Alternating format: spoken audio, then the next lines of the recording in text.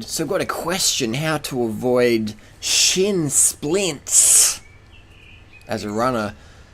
It's simply you're doing too much too soon. I always used to get them. I'd watch Rocky on a DVD or video or whatever and go out and run. So go out and run 16k and not walk for like a week and have sore shins for about a month.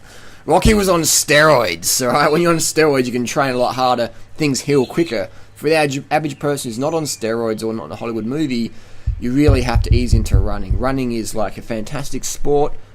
It's the most natural movement for humans, but most of us don't run.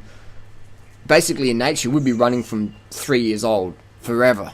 Never having a day off running, really, unless you've got a niggle. But, you know what I mean? But so what people do is we have 20 years off running, or 10 years off running, and then we start a running program. Because we get inspired, which is fantastic, but the bones and the tendons and the ligaments in the legs take years. They take years of conditioning to build up to the volume, which will give you an incredibly fit physique. So running is a very poor choice to get lean.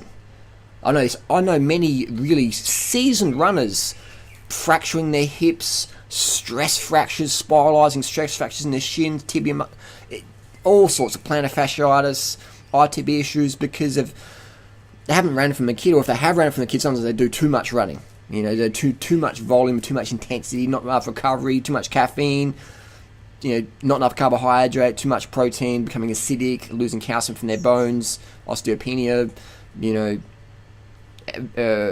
not enough calories for their menstrual cycle, so they're losing calcium, things like that.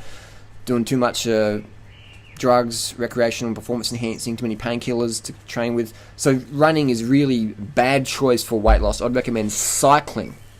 I do run myself, 2:48 marathoner. I do enjoy running. I run about 10 miles a week, but it is a very poor sport for weight loss.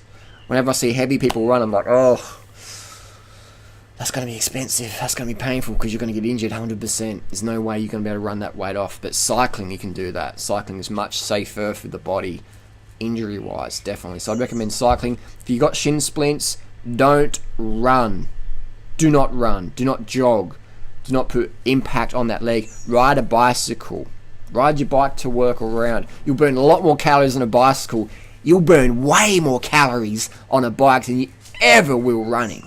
Ever. I did a ride last Sunday, 9,500 calories. Just over 9,500 calories. Big epic mountain ride. Not kilojoules, calories. Not who can burn 9,500 calories running?